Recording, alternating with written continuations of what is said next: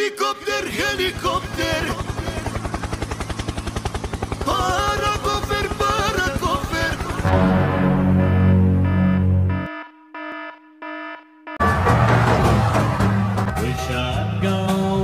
Cerita dibuka dengan menampilkan sosok pria berusia parubaya bernama Harry yang sedang melaju pelan di atas jalanan yang sunyi dan minim penerangan. Ia tak sengaja pandangannya tertuju pada sebuah mobil yang tampak mogok di tepi jalan. Tepat di samping kendaraan tersebut, berdiri seorang pria bertubuh tinggi besar yang tampak mencurigakan, seolah sedang menunggu seseorang atau mungkin meminta bantuan. Ternyata dugaan Harry tak meleset. Pria bertubuh besar itu menghampiri dan meminta bantuan tumpangan menuju bengkel terdekat. Meski sempat ragu, Harry yang merasa tak enak hati akhirnya mengangguk dan membiarkan pria asing itu masuk ke dalam mobilnya. Sambil menyetir, Harry berusaha mencairkan suasana dengan obrolan ringan. Ia menyebut betapa sialnya mogok di tengah jalan sunyi seperti ini. Tapi sayangnya, si penumpang justru menanggapi ucapan itu dengan dingin, seolah merasa dihina. Is there a good place? No. Harry langsung bungkam, menyadari ada yang aneh dengan pria di sampingnya. Keheningan itu tiba-tiba pecah ketika pria itu melontarkan pertanyaan tajam. Kenapa diam? Kau kira aku pembunuh psikopat yang suka membantai orang asing? Guess I didn't mean anything. Mendengar ucapan itu, Harry makin gugup dan ia bingung, antara merasa bersalah karena sudah curiga, atau justru takut karena kata-kata pria itu terdengar terlalu nyata untuk dianggap bercanda. You see your face right now. Namun suasana tiba-tiba berubah drastis. Harry yang sebelumnya gugup dan tampak ketakutan, kini perlahan menunjukkan sisi lain dari dirinya. Dengan nada suara yang tenang tapi menusuk, ia berkata, atau gimana kalau kenyataannya justru kebalikannya? Gimana kalau aku yang sengaja bikin mobilmu mogok, melubangi radiatornya waktu kau lagi isi bensin di pom sebelumnya, supaya kau terjebak dan akhirnya naik ke mobilku? Dan gimana kalau semua ini ada hubungannya sama mantan istrimu, yang mungkin udah nyewa aku buat ngurus kamu, karena rebutan hak asuh anak yang belum kelar sampai sekarang? Your face. You need to stop this car. Dan ya, di sana ia tengah menggali lubang di tengah tanah kering dan gelap gulita. Sosok pria yang tadi bersamanya kini tergeletak tak bernyawa, dengan luka tembak di tubuhnya. Ternyata Harry bukanlah pria biasa. Ia adalah seorang pembunuh bayaran. Dan malam itu hanyalah bagian kecil dari rutinitasnya. Tak lama setelah menyelesaikan pekerjaannya, ia menerima sebuah panggilan. Tujuan selanjutnya, di sebuah kota kecil bernama Laroy di Texas. Di sanalah target barunya menunggu.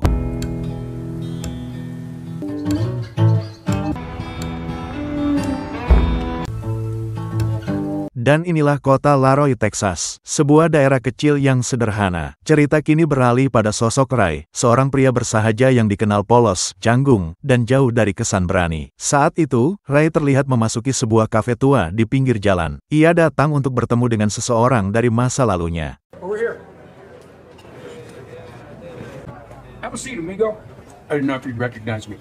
Perkenalkan, ia bernama Skip, seseorang dari masa lalunya yang kini mengaku bekerja sebagai detektif swasta. Karena Skip seringkali menjalankan tugas tanpa diminta, hanya berdasarkan rasa penasaran atau dorongan instingnya sendiri. Tanpa sepengetahuan Ray, Skip ternyata sudah lama menyelidiki kehidupan pribadi istri Ray bernama Stacy. Ia membuntuti wanita itu secara diam-diam saat keluar masuk di sebuah hotel secara rutin. Semua itu dilakukan Skip bukan karena dibayar Ray, melainkan semata-mata karena merasa ia harus tahu. I'm not quite sure because I wasn't invited to the wedding, but yeah, Going through amigo. I just got out of it. Ray yang kebingungan pun langsung bertanya, kenapa kau melakukan ini? Siapa yang nyuruhmu? Dengan wajah santai, Skip menjawab enteng, aku cuma lagi gabut aja. Lagian ku pikir nggak ada salahnya bantu teman lama membongkar kebusukan istrinya yang doyan main di belakang. Ia bahkan menambahkan bahwa jika semua kerja kerasnya ini dianggap berguna, mungkin Ray bisa memberinya sedikit imbalan. Namun bukannya tertarik, Ray justru terlihat enggan membahas lebih jauh soal perselingkuhan istrinya. Ia merasa tak butuh bukti atau laporan apapun lagi. Well, maybe next time you'll mind your own business. Dan inilah Stasi, istri Ray, seorang wanita yang tampak anggun dan sabar di mata orang-orang sekitar. Sehari-harinya ia bekerja sebagai guru les vokal, mengajari anak-anak kecil bernyanyi di ruang tamu rumah mereka. Meskipun dari luar terlihat penuh dedikasi, nyatanya Stasi sendiri tidak terlalu menikmati pekerjaannya itu. Namun demi menambah pemasukan rumah tangga, ia tetap melakukannya dengan senyum yang dipaksakan.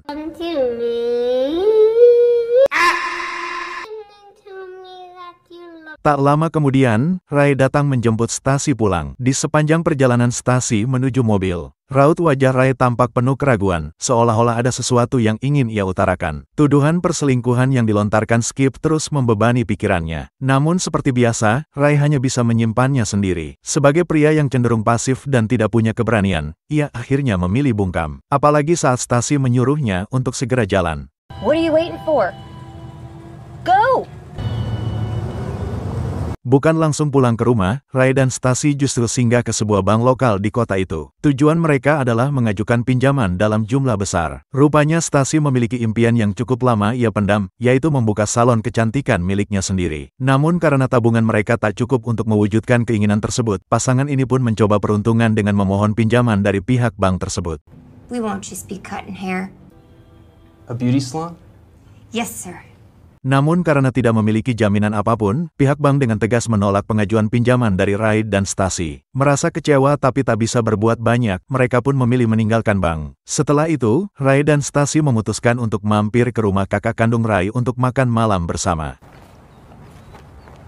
Dude, how much you spend on this? Junior, kakak kandung Ray, tinggal bersama istrinya dan seorang anak kecil. Saat makan malam berlangsung, suasana awalnya cukup hangat. Namun karena terlalu banyak minum, Junior mulai meracau hal-hal aneh yang membuat suasana jadi canggung. Ucapannya yang ngawur dan tak terkontrol perlahan membuat semua orang merasa tak nyaman.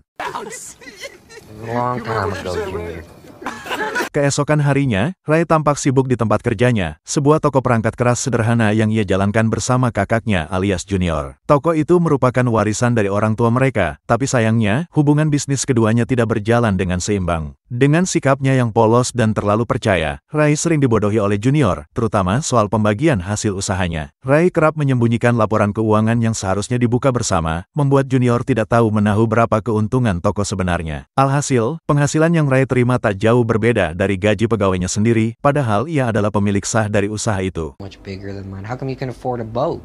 I told you I got a deal. Saat Ray pulang ke rumah sambil membawa sebungkus pizza makanan favorit Stasi, ia berharap bisa makan malam bersama sang istri dan sedikit menghangatkan hubungan mereka. Namun sayangnya setibanya di rumah, Ray mendapati Stasi sudah berdandan rapi dan bersiap hendak pergi keluar. Ketika ditanya, Stasi hanya menjawab singkat bahwa ia akan bertemu dengan teman-temannya. Ray pun hanya terdiam meski hatinya terasa sesak. Sebagai suami yang terlalu penurut dan tak punya cukup keberanian, Ray tidak sanggup menahannya atau bahkan sekedar bertanya lebih jauh. Eat your pizza.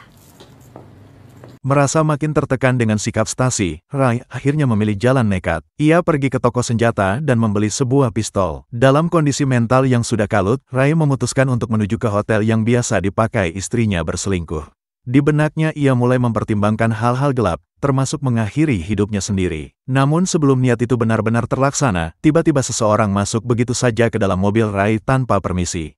How do we do this, man? Orang asing yang tiba-tiba masuk itu ternyata bernama Tiller. Tanpa banyak basa-basi, ia langsung menyerahkan segepok uang tunai pada Ray, sambil menyebutkan alamat rumah seseorang, target yang katanya harus dilenyapkan. Ternyata Tiller salah sangka, ia mengira Ray adalah pembunuh bayaran yang sempat ia hubungi sebelumnya. Sementara Ray hanya bisa melongo, bingung tak tahu harus berkata apa. Tapi alih-alih menjelaskan, Ray malah terjebak di situasi yang tak pernah ia bayangkan sebelumnya.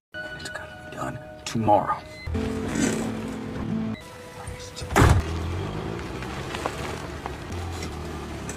Tak berselang lama setelah Tiller pergi, muncullah sosok pria parubaya yang tiada lain adalah Harry, yang ternyata adalah pembunuh bayaran asli yang sebenarnya dipanggil oleh Tiller. Namun karena Ray tak tahu apa-apa dan terlanjur panik, ia pun segera kabur dari lokasi tanpa menoleh ke belakang.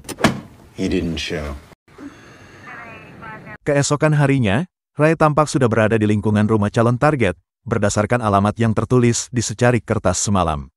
Entah benar-benar ingin membunuh atau hanya iseng, Ray mulai mengikuti kemanapun si target pergi.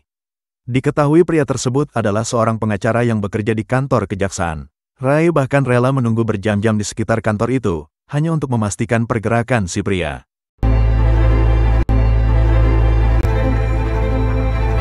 Menjelang malam, si pengacara tampak singgah ke sebuah bar yang rupanya sering ia datangi. Tak lama kemudian ia pergi ke toilet, dan tanpa pikir panjang, Ray pun mengikuti dari belakang dengan wajah tegang.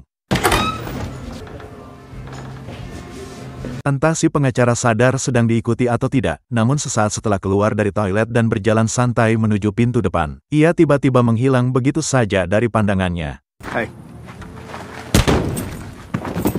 Dan ya, kini Ray berada satu mobil dengan si pengacara. Rupanya sang target sudah menyadari sejak awal bahwa dirinya diikuti. Dengan wajah tenang namun penuh kecurigaan, ia bertanya pada Ray, "Siapa yang menyuruhmu? Siapa yang membayarmu?" Ray yang gugup tak bisa berkata apa-apa, tapi ketegangan makin memuncak ketika si pengacara mulai kehilangan kesabaran, dan langsung mencekik Ray dengan kedua tangannya. Why are you following me? Ray yang tak sengaja telah membunuh si pengacara karena kecolongan dan panik, langsung bertindak cepat. Ia membawa jasad pria itu ke sebuah tempat sunyi yang jauh dari keramaian, dan membuang mayat tersebut di sana. Setelah itu, dengan wajah polos dan gelagat gugup, Ray pun meluncur ke tempat cuci mobil umum, dengan niat membersihkan noda darah yang membekas di jok mobilnya.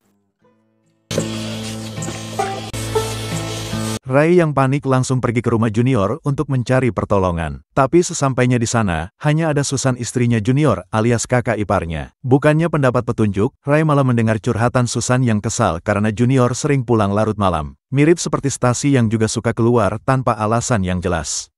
And your wife are having an affair. He's probably got his dick up her ass right now. No way. Pada akhirnya, Susan mengungkapkan kebenaran pahit, Junior dan Stasi ternyata sudah lama berselingkuh. Bahkan sering bertemu diam-diam di hotel yang sama. Susan sendiri sudah tahu sejak lama, namun memilih diam karena lelah menegur Junior yang tak pernah berubah. Ia pun mengira Ray sudah tahu soal perselingkuhan itu. I found this in his laundry.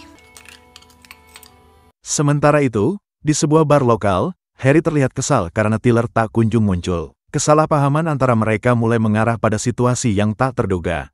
Di tengah kekesalannya, Harry melihat seorang pelayan wanita yang sedang diganggu dua pelanggan mabuk. Dengan tenang, ia menawarkan bantuan kepada si pelayan dalam bentuk kekerasan yang mematikan. Hurt those men for you. Better get back to the kitchen. Di kediaman si pengacara yang kini sudah jadi mayat, Tiller tampak membongkar brankas dengan penuh harapan. Namun isinya ternyata kosong melompong. Merasa dikhianati, keesokan paginya Tiller langsung menyambangi Ray di tempat kerjanya. Curiga bahwa Ray telah mengambil uang yang seharusnya menjadi bagian dari kesepakatan gelap mereka. Where's the money?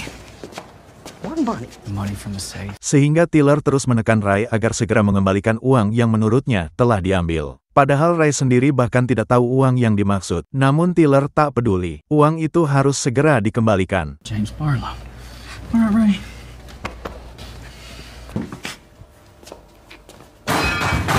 Dalam kondisi kalut dan bingung, Ray malah kedatangan tamu yaitu Skip, si detektif gadungan yang suka sok tahu. Skip datang membawa wajah serius, katanya ada hal penting yang harus dibicarakan. Ternyata Skip diam-diam sudah membuntuti Ray sejak kemarin sore, dan tahu persis apa saja yang dilakukan Ray sepanjang malam. Dengan penuh percaya diri, Skip menawarkan diri untuk ikut terlibat dalam kekacauan ini, semata-mata demi menaikkan reputasinya sebagai detektif yang katanya berbakat. Meski sebenarnya cuma modal nekat.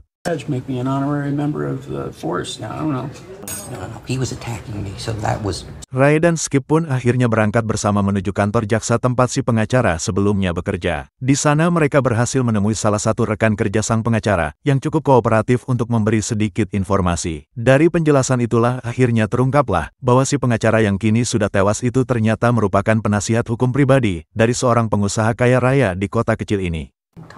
I'm sorry, did you say you're from the police? Namun saat Ray dan Skip bertanya siapa sebenarnya juragan kaya raya tersebut, si rekan kerja itu menolak untuk memberi jawaban. Ia berdalih bahwa hal itu menyangkut privasi klien dan tak bisa dibocorkan begitu saja. Tapi Skip yang memang punya kelakuan nyeleneh dan sok jagoan, langsung bertindak konyol. Ia mendorong kepalanya masuk ke dalam kloset toilet.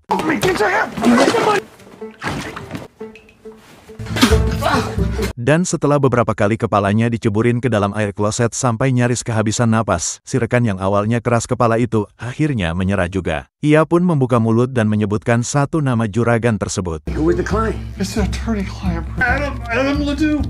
Dan inilah dia, si juragan kaya raya yang ternyata merupakan klien pribadi si pengacara. Awalnya ia terlihat enggan bekerja sama, bahkan sempat curiga terhadap kehadiran Ray dan Skip. Namun setelah keduanya mengaku sebagai tim detektif yang bertugas membantu menyelesaikan masalah ini secara diam-diam, si juragan pun akhirnya luluh dan mulai menceritakan semuanya. Ternyata beberapa waktu lalu, ia pernah berselingkuh dengan seorang wanita penghibur bernama kita sebut saja Jubaedah. Hubungan itu memang tak berlangsung lama, dan berakhir ketika Jubaedah meminta putus. Namun setelahnya, wanita itu mulai melakukan pemerasan terhadap si juragan, mengancam akan membongkar semuanya ke publik termasuk kepada istrinya. Tak ingin skandal ini terbongkar, si juragan pun meminta bantuan si pengacara untuk mengurus masalah itu. Si pengacara diminta menyiapkan sejumlah uang sebagai uang tutup mulut yang sesuai dengan permintaan Jubaedah. Namun sayangnya, sebelum uang itu sempat diserahkan, si pengacara sudah keburu mati, dibunuh secara tidak sengaja oleh si Ray ini.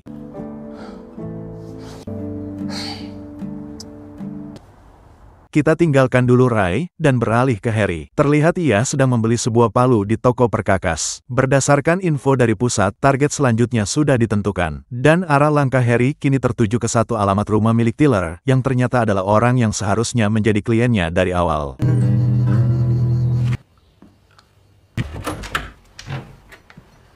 Sid, who are you? Tiller jelas terkejut saat melihat sosok asing bernama Harry yang tiba-tiba muncul di rumahnya. Namun kejutan yang lebih besar datang untuk kita adalah saat terungkap bahwa wanita bernama Jubaedah, mantan selingkuhan si juragan kaya, ternyata adalah pacar si Tiller sendiri.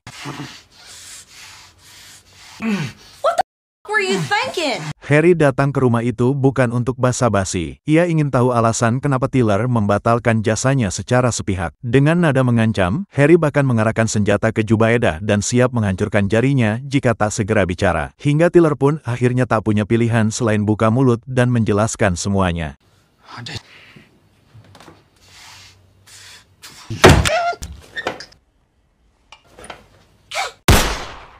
Beberapa saat setelah Harry pergi, giliran Ray dan Skip yang muncul. Keduanya curiga bahwa Jubaedah adalah dalang pencurian uang dari brankas si pengacara. Mereka mulai mengorek keterangan demi keterangan. Hingga akhirnya Jubaedah mengaku, uang itu seharusnya memang sudah ada di tangannya, andai saja Tiller pacarnya sendiri mau sedikit bersabar, dan sampai si pengacara menyerahkan uang tersebut. Malam harinya, saat Ray dan Skip masih terus mencari tahu siapa yang membawa kabur uangnya, Ray tiba-tiba tersadar, bagaimana jika uang itu sebenarnya tak pernah hilang. Ia pun teringat, sebelum kejadian penembakan, si pengacara sempat mampir ke bar langganannya, dan mobilnya masih terparkir di sana saat Ray meninggalkan tempat itu. Dan benar saja, Ray dan Skip akhirnya menemukan koper berisi uang yang selama ini ternyata tersimpan di dalam mobil si pengacara yang masih terparkir. Tapi bukan menyerahkannya ke si juragan seperti rencana semula, Ray justru membalikkan keadaan. Dengan pistol yang kini diarahkan ke Skip, Ray meminta koper itu diberikan padanya. Meski terlihat nekat, Ray mengaku bahwa semua ini ia lakukan demi satu alasan, yaitu... What are you doing? That she'll go with. Man. Dasar goblok, tolol, blon, sudah tahu istrinya main belakang masih juga dibelain. Demi Stasi yang jelas-jelas sudah mengkhianatinya, Ray malah nekat uang hasil temuan itu pun diambil alih olehnya, semata-mata karena Ray masih ingin memenuhi keinginan istrinya yang pengen buka salon kecantikan, padahal jelas-jelas Stasi udah gak layak lagi diperjuangkan. I thought we were friends. We're not. Dengan penuh semangat tolol yang khas, Ray pun langsung menelepon Stasi yang saat itu baru bangun dari ranjang bareng Junior. Dan ketika Ray datang ke sana, pemandangan busuk itu benar-benar ada di depan matanya. Namun bukannya ngamuk atau mikir waras, Ray malah tetap ngeyel menyerahkan koper berisi uang itu ke Stasi. Harapannya sederhana tapi super goblok, dia cuma ingin Stasi berhenti main belakang dan balik ke pelukannya lagi, cukup dengan uang dan mimpi buka salon kecantikan. Dan benar-benar super goblok, Ray malah digelandang ke kantor polisi setelah Skip yang sakit hati memutuskan buat melaporkannya ke pihak berwajib. Uang gak dapat, martabat hilang, dan lebih tololnya lagi, Stasi dan Junior justru senyum-senyum bawa koper itu buat kabur bareng dan memulai hidup baru berdua. Penangkapan Ray pun disiarkan lewat saluran radio polisi, dan si Harry yang langsung tahu hal itu kalau pekerjaannya udah diambil alih orang lain. Tanpa babi bu, dia pun tancap gas untuk memburu si goblok yang sudah mencuri proyek pembunuhannya.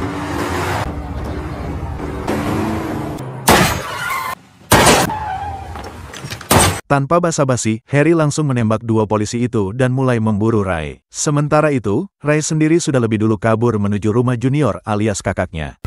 Junior! Tiba di rumah Junior, Ray mendapati Susan duduk lemas, karena baru saja mengetahui bahwa suaminya kabur bersama Stacy. Tak lama ponsel Ray berdering dapat panggilan dari Skip. Tapi bukan suara Skip yang terdengar, melainkan suara Harry, yang ternyata sedang menyandera Skip. Yang intinya Harry ingin koper uang itu, sebagai kompensasi karena pekerjaannya sudah diambil alih oleh Ray.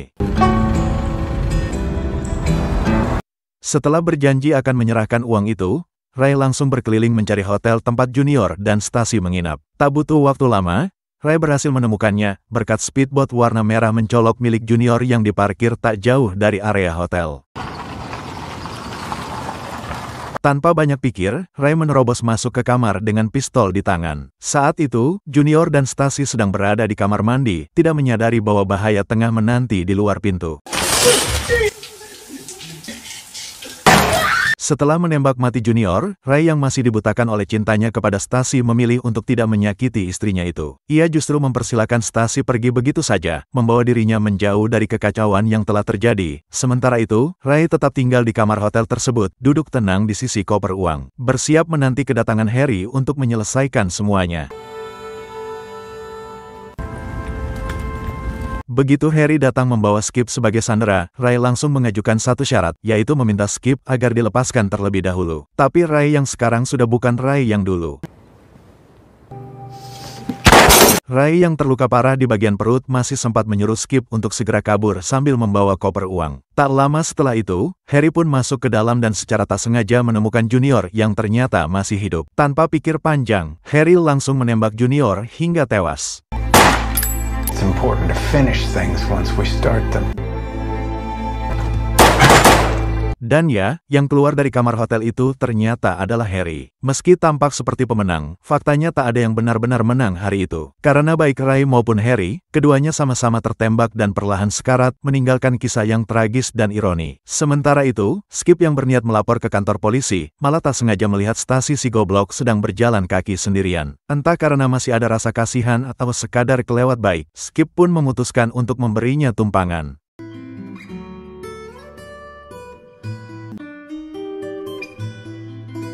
Entah apa yang terjadi selanjutnya antara Skip dan Stacy.